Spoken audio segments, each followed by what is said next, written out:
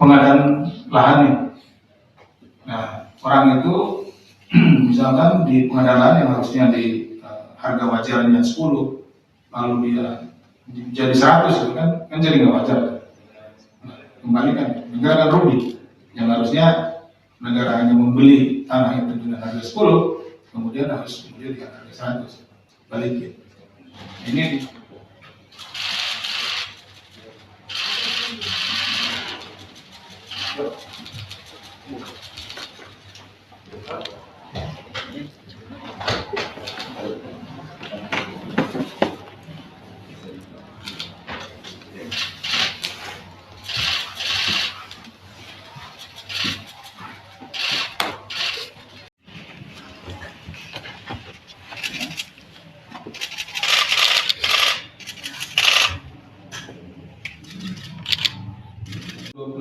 pemerintah Kabupaten Situbondo menandatangani perjanjian pinjaman daerah program pemulihan ekonomi nasional atau PEN yang akan digunakan untuk pekerjaan konstruksi Dinas PUPK Kabupaten Situbondo tahun 2022.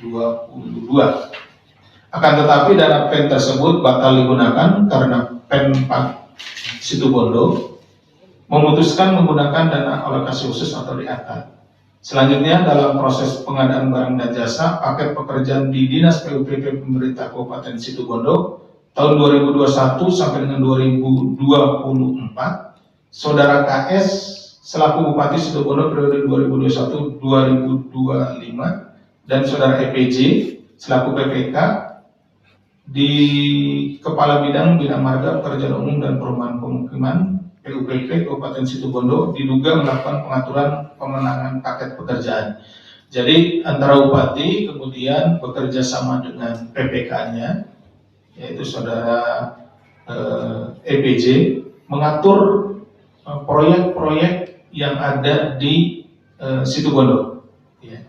Di mana Saudara KS meminta uang investasi izin sebesar 10% dari nilai kontrak. Jadi sebelum dilakukan pengadaan barang dan jasa sudah diminta dulu izin, diminta dulu 10%.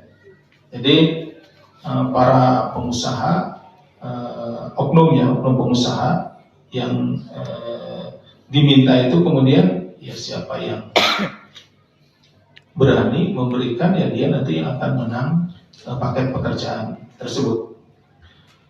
Permintaan sebesar 10% kepada 5 calon rekanan, yakni Saudara ROS selaku Direktur CP Rombo, Saudara AAR selaku Direktur CP Karunia, Saudara TG selaku pemilik CP Bangun Persada, dan Saudara MAS selaku Direktur PT Anugerah Cakrabuna Jaya Lestari, dan serta Saudara AFB Direktur PT Bajia Karya Nusantara. Sementara EJP juga meminta komitmen fee sebesar 7,5% atas pengkondisian yang dilakukan. Jadi sesungguhnya yang diminta itu keseluruhan itu adalah 17,5% dari nilai proyek pengadaan barang dan jasa tersebut.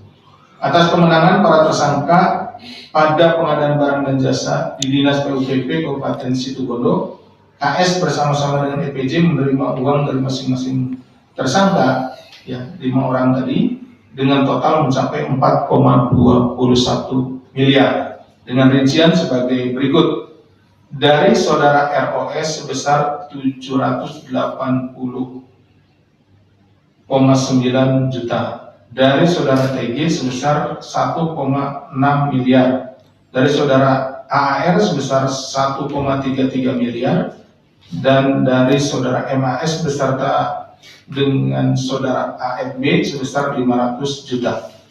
Atas perbuatannya, kelima tersangka sebagai pemberi diduga telah melanggar pasal 5 ayat 1 huruf A atau huruf pasal 5 ayat 1 huruf B atau pasal 13 Undang-Undang Nomor 31 Tahun 99 sebagaimana telah diubah dengan Undang-Undang Nomor 20 Tahun 2001 tentang perubahan atas Undang-Undang Nomor 31 Tahun 99 tentang pemberantasan tindak pidana korupsi. Pada kesempatan ini pula kami dari Komisi Pemberantasan Korupsi menyampaikan ucapan terima kasih kepada seluruh masyarakat, baik update sama Mas Jubir. Kemudian sudah sampai mana penanganan perkara ini? Penyelidikan masih dalam tahap. Jadi begini, yang kami ketahui ini sedikit mungkin karena ini masih penyelidikan. Materinya itu terkait dengan lahan sebetulnya, jadi bukan masalah proses terkait dengan pembebasan lahannya. Karena ini kan ada beberapa komponen, nah yang kita ini terkait pembebasan lahannya. Yang di Halim, Pak. Nah, masalahnya itu kan ini sepanjang-panjang ini ya, apakah yang di Halim atau di mana, atau juga di Bandung atau di antara itu, sepanjang itu ya, itu yang sedang kita tangani. Jadi sebetulnya prosesnya proyeknya dan yang saat ini sedang berjalan, ya itu silakan berjalan, artinya silakan moda transportasinya silakan berjalan. Nah, tetapi ketika di dalam pelaksanaan proyek ini ada orang atau oknum, ya siapapun itu, apakah pengusaha, memanfaatkan proyek ini untuk mengambil keuntungan, kita tidak meminta untuk dibalikin ke negara yang dia keuntungan tidak sahnya.